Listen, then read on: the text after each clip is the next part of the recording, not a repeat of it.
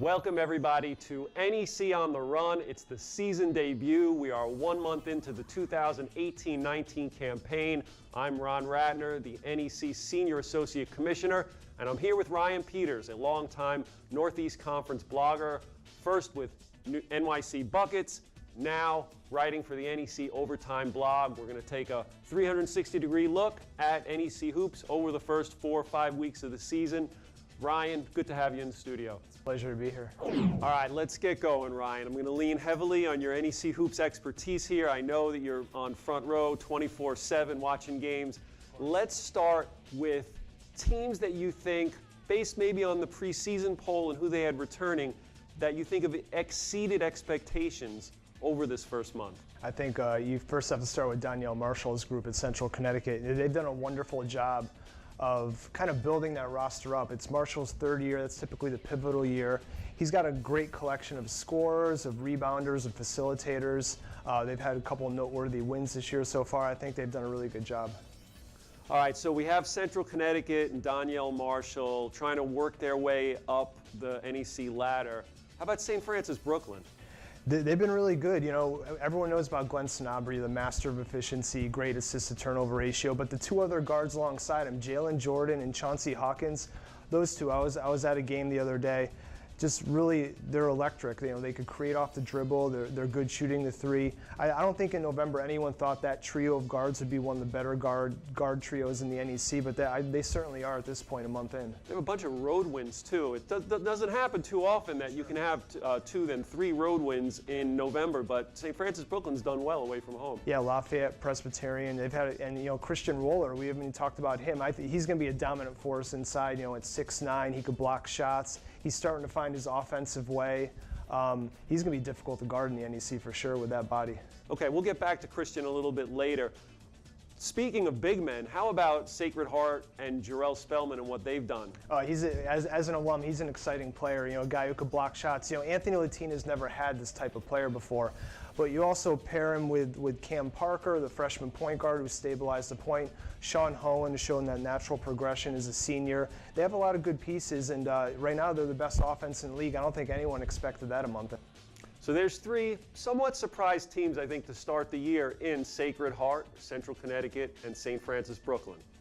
Ryan, you spoke about Sacred Heart. Let's talk a little bit about the pace they're playing at this season. Yeah, you know, so they're the best offense in the league, 82 points per game, but you throw tempo into the mix. You know, they're one of the fastest teams in the league, too. They're playing Anthony Latina basketball at this point, averaging 73 possessions per game. Cam Parker's running the point. They're getting out in transition.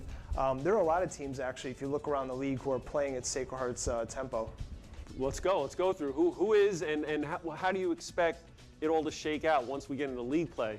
I mean, Derek Kellogg at LIU Brooklyn with the, you know, Augusto and Batts and Raekwon Clark, those guys can get out and move. They have the best tempo in the league right now. Mount St. Mary's, Dan Engelstad is kind of he's initiated Jamion Christian's program in Mayhem, and they're out and moving. St. Francis Brooklyn, we talked about the trio of guards. They could get out in transition. There's a lot of teams here. FDU, you know, they're not shy to tempo at all. St. Francis, Pennsylvania, with their group, you know, if you put Jamal King, Keith Braxton, Isaiah Blackman, and Wolford on the floor at the same time, that team's going to be difficult to keep in front. I mean, there's a lot of really fast teams in this league, which come league play, it's going to be exciting because, you know, you're going to have some track meets, we're going to have some great offensive basketball, I think. So we're going to be more 90 to 85 than 55-52, hopefully. I would hope so, yeah. I think the fan wants to see that. No disrespect to defense, but I think, you know, going back and forth, it's going to be exciting for the league to showcase. Excellent. Looking forward to league play. We still got a month to go. Ryan, let's talk about some of the upperclassmen this year that have kind of stood out from the pack. Yeah, you know, you look, there are 4 guys I think of that have paid their dues. You know, they maybe didn't get the playing time as a freshman, but they fought through the adversity. They paid their dues with their coach. They learned the system, and they become progressive scorers to the point now where they're potentially top 10 guys in the league. You know, you look at Raekwon Clark. He was a freshman walk-on. He could have easily left at any point. Jack Perry gave him the scholarship after his freshman year. And look at him now. You know, he had a game winner against Fairfield. He had a great game over there in Ireland against Albany in the second half, scored 20 points. He had 9 points, 8 rebounds in the second half in a good win against St. Peter's. He's one of the guys. Sean Hohen, you look at him, 4.8 points per game, 8 points per game, 13.1, now averaging 19.3 points per game as a senior. He's the epitome of paying your dues and kind of, basically sticking it with a program throughout. Darnell Edge is one of the best shooters in the country. He was stuck behind a really good backcourt in Darian Anderson and Stefan Jiggets back in the day, but now he's paid his dues and now he's the man in Horenda's system. And then finally, Ramon Saunders. It seems like Ramon's been on Wagner forever, but I just love his size, his ability to get to the rim, and he's now a guy who, for a while there, he was kind of sharing the load with JoJo Cooper or Corey Henson, and now, Ramon is the guy. He's the main guy that Bashir Mason is hoping can score, 15 to 20 points per game. Now, those four are great, all complete players. They keep adding to their game, which is, I think, how you keep making the jump. Sean Hohen just keeps making the jump, and you look at Raekwon Clark this year, and he's extended his range. Yeah, so that makes him more valuable because his motor is like nonstop, but you have to respect his outside shot. That's how you lead the league in scoring, right? Raekwon Clark is like Jamal Osawar now, He's turned into that guy. First, he was that slasher, that offensive rebounder as a sophomore, back when Jack Perry had him. And now he's basically the complete player that Osawar was. He could score anywhere on the floor. He's just brutal to guard and keep in front. It's a good reference. A lot of similarities in their game. Yeah. All right, so let's move on to another senior that has had maybe the most impact in the league this year, Tyler Cole on Central Connecticut. I love Tyler Cole. I mean, I loved his game last year, but somehow he's gotten more efficient. It's amazing. There isn't anything that he can't do. I mean, he could score, that's obvious. He could shoot threes. You could post him up because he's got size. You could post him up on a smaller guard. He could facilitate. He leads his team in assists per game. He's just a complete player. He gets steals. He can run out in transition.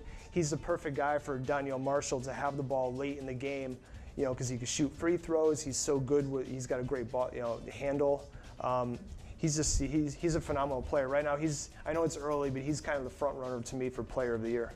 You look at Tyler Cole, he's a guy that I think can actually play 5 different positions. You could put him in the post, he'll go play and he'll score it. He'll bully ball you down there. You bring him out, he runs the point anyway at times.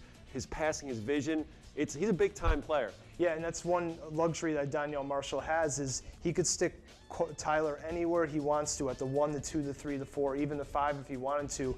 And then he's got a rotation of guys that he could plug in different spots. It gives that Blue Devil lineup great versatility, great flexibility as far as like matching up on a night-by-night basis. Yeah, I can't remember a player as versatile as Tyler Cole is in my time here that could literally go play 5 positions, but he's great. I could watch him all day. Let's talk about a newcomer that's made an impact this year. You mentioned him before. You alluded to St. Francis Brooklyn's Christian Roller. With that size and some of his defensive presence, what do you see from him as he goes through his 2 years in Brooklyn Heights? I mean, so, the comparison going in was, he could block shots, so everyone thinks of Amdi Fall, of course, right?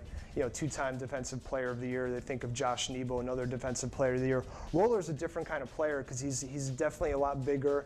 He's 6'9", he's got wide shoulders. I don't see how a lot of these 4s and 5s in the league are going to be able to guard him. And in the last 4 games, he's actually shown an offensive arsenal. He's averaging 10 points, 9 rebounds, 2.5 blocks per game. It's going to be difficult if he continues to progress, especially in the low block, because he's got the size. He could back his defender down and he gets the ball 5 feet from the rim. He just kind of turns and does a quick little jump hook. That's a great weapon for Glenn Brake to have. We talked about it a little before we taped today. Jarrell Spellman, Christian Roller, good matchup when those 2 teams are going to face each other. Yeah, that will be a great matchup. They're different types of players. Spellman's a little bit bigger, a little bit lankier, and he's got a different game. Spellman's been great at kind of doing at putbacks, attacking the offensive glass. Both are going to block a ton of shots in this league. I foresee them having 2 to 3 blocks a game when the games start in January and February. Be good. Match them up with Holloway too from FDU. It's some good big man matchups. Yeah, we'll Kobe see. Thomas. Yeah, there's going to be a lot of intriguing matchups there. Looking forward to it. Let's switch gears again. Let's talk about some of the 6th men in the league this year that have blossomed, giving you that sort of that microwave, heating up off the bench, and some of them. You think more of starters, but they're actually coming off the bench. Yeah, we talked about Chauncey Hawkins, right? So I think he's a great guy because he's a combo. He could play the point, he could play off the ball. So I think Glenn Breka prefers him coming off the bench so he could mix and match. He could sub in for Sanabria, he could sub in for Jalen Jordan, or he could have all three play together, and then they're a really fast, up-tempo team. Yeah, and another six-man is Malik Petaway from Robert Morris. You know, he had an injury-plagued junior year, but he's come back with a vengeance. He's second in the team in scoring, second in rebounding, leads the team in blocks. Shooting 56% from the floor. He's a critical weapon for Andy Toole at the 5 spot for Robert Morris. And then next up is Joe Hughley. You know, he's a great weapon for Danielle Marshall off the bench, averaging 12 a game. His shooting percentages are phenomenal. I think he's close to 90% from the line, 40% from three. I mean, to have a guy come off the bench and put up those kind of shooting percentages and those numbers. That also speaks to, we talked about Central Connecticut a lot already, but that speaks to their depth to have Joe Hughley coming off the bench. Consistent offense, game after game, he's been there for them. So even when some of the others haven't. Let's go to St. Francis University. What about Isaiah Blackman starting to heat up a little now? Isaiah Blackman's like one of my all-time favorites just because he could do so many things well. He like Tyler Cole, he's very versatile, offensively and defensively. But I think on the offensive end, I think he's a career 45.5% three-point shooter, which is incredible when you think about all the attempts he's put up. So for Rob Krimmel to have that attack from behind the three-point arc. But Blackman, too, is also great at getting to the rim. If a play breaks down, he could take a defender one-on-one and create on his own, create for his teammates. He's definitely a wild card for St. Francis. Yeah, I love Blackman, too. Just a couple other guys you just throw out there. We'll throw out Caleb Bishop at FDU. How about Kobe Thomas and Robert Morris? So both of them had some have started in the past, but now bringing life off the bench. Bouncy, athletic. They'll be difficult to contain once they come off the bench after that first, I guess, TV timeout. Ryan, a host of impressive newcomers in the league this year. There's a whole bunch of them. Let's go through them one by one. I'm curious to see who you think are at the top of that list. Go. Jalen Gibbs. I didn't think he'd be eligible at the beginning of the year, but he is. He's scored double digits 7-9 games. I've been impressed with his first step, his ability to get to the rim. Against St. John's, where the Mount put a scare into the Red Storm, he was getting to the rim at will. He can create, and around the rim, according to Hoop Math, he's made 64% of his shots, so he could finish as well. I agree. Gibbs has been great. I like FDU's Xavier Malone-Key. Just an athletic kid who can really shoot the ball. Perfect for Greg Horenda's system. It's funny because when I was talking to Greg over the summer about Malone-Key, he waxed poetic about his athleticism. He said, the kid's an acrobat on the floor, can get out in transition. I'm surprised. He's been a really good three-point shooter, making 47% of his threes thus far. That's impressive, and if he could continue that at the three as a swingman in the NEC, he's going to be difficult. Top Central Connecticut recruit, Ian Krishnan. What do you think about his game? Beautiful outside shot, great mechanics. I think he's the only freshman in the top 20 in scoring right now in the league. He's the perfect complement to Tyler Cole, to Joe Hughley, to Dion Butte. He's just a great shooter. Back to Sacred Heart. I love the point guards. I love kids that come in with vision. You got Cam Parker. Now, we talked earlier, he's not Jason Brickman, but that court vision isn't that far off. The court vision, he's got a great handle. He just excels at being unselfish with the basketball. He just loves to get his teammates involved. And another thing I like about Parker, the shooting is going to come, but he's been really good at getting to the rim. He created that opportunity for Spellman to do the tip-in for Sacred Heart's game winner against Lafayette. He could get by his defender and get to the rim, and then that helps him kick it out to three-point shooters, get it inside. I've been impressed with Parker so far. Speaking of three-point shooters, Robert Morris's Josh Williams transferred in from Akron. Wow, has he been lights out? 15 to make 15 three-pointers in a game, that's incredible. I think Andy expected him to become a big-time scorer. I don't know if we expected him to be as good of a perimeter scorer as he's been, but he looks to be one of the best three-point shooters in the league right now. We haven't talked much about Bryant yet, but I'd like to get into them a little bit. How about Byron Hawkins and what he's meant to the team so far this year? Yeah, Byron Hawkins came in, from Murray State. He was kind of buried behind a really talented backcourt that got to the NCAA tournament. Jared Grasso's brought him in. He's averaging 16 a game, really good shooter. He's very athletic. You pair him with, Adam Grant. Both of them are averaging 16 to 17 points per game. It's a great 1-2 duo in the backcourt for Jared Grasso. Now, if they can get Naduba healthy, there's a team that once league play starts, you could see kind of maybe coming on strong. Absolutely. We all know what Bash Towns can do when he's healthy too. He's shown some flashes. They have some players. Juan Cardenas is a really versatile 4-5 who could score with the best of them.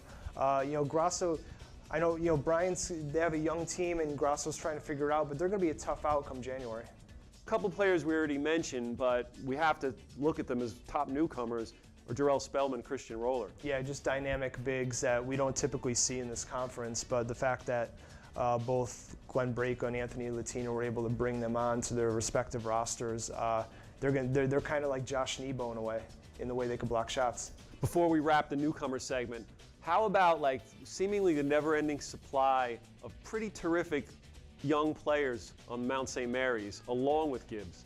Sure. I mean, you look at the front court, Nana Opoku, Malik Jefferson. Jefferson's a great player.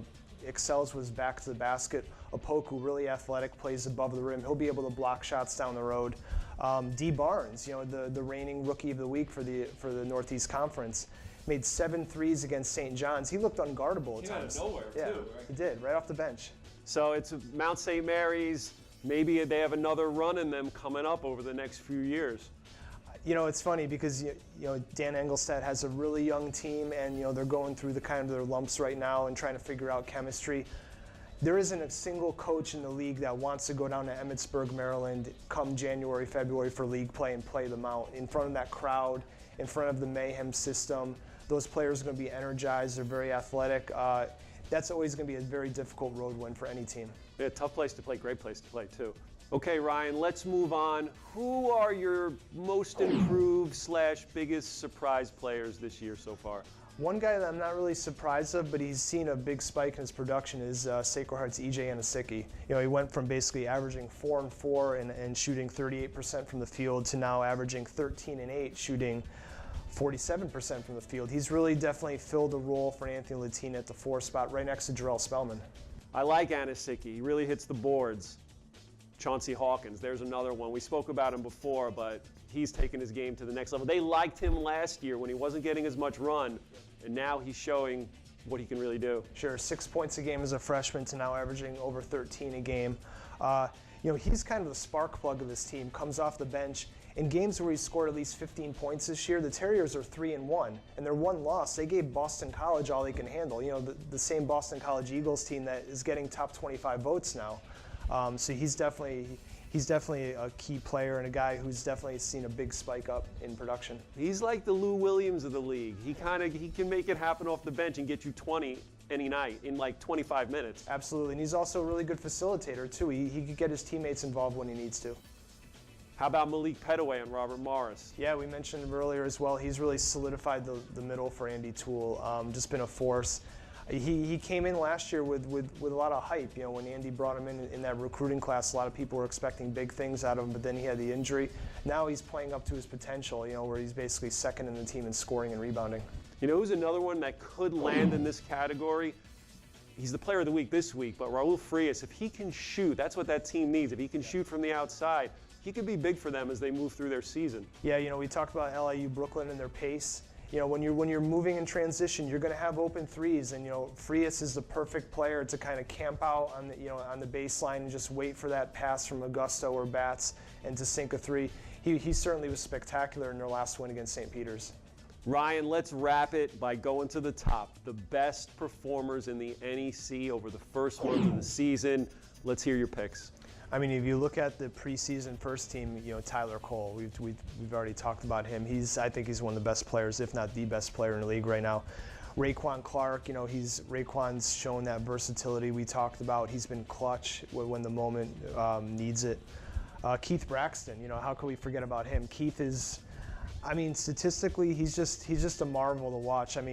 he could average a double-double this year. Only Justin Ruddy, Jalen Cannon, and Ronnie Drinnan have done that in the past decade in NEC basketball. That'd be some select company he'd be joining if he achieved that feat. I mean, he's most likely, if he stays healthy, he's going to be a 2,000-point, 1,000-rebound performer by the time he's done. No one's ever done that in this conference. That's incredible. And every year he's always top 10 in steals and steals and assists as well, right? Yeah, and how about that stat with Braxton that only 4 players since 1992 have averaged at least 15 points, 9 rebounds, 3 assists, and 2 steals in a game for an entire season. He's right there now as we speak.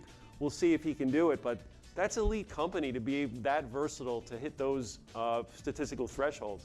Yeah, it's incredible, and it shows to the type of player he is. He's very unselfish. He'll do anything he can to help the team. He doesn't care about scoring 20 points a game. He just wants his team to win, and he'll fill that role wherever Rob Krimmel needs him to fill. You know, speaking of stat stuffers, another guy I think may be able to work his way into this conversation. There's probably a bunch of players that can work into these top, you name 3 of the top performers.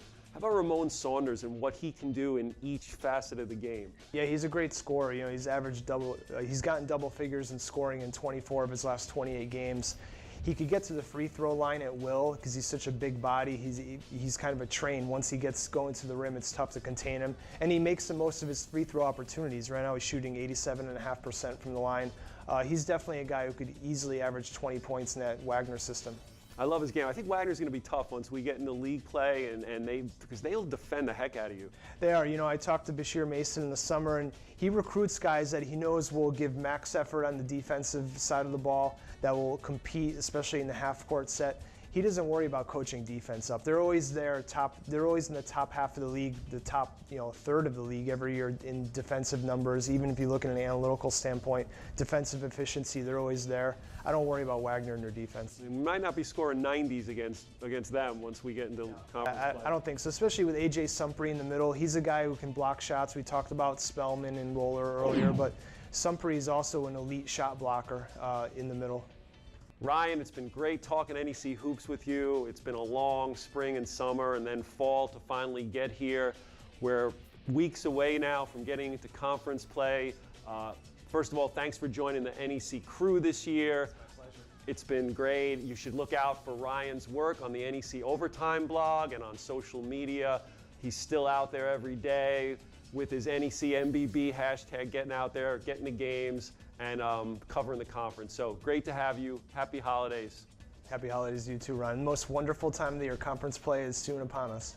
We're almost there. Happy holidays to everyone. We will be back in January with our weekly NEC On the Run podcast. Thanks and have a great day.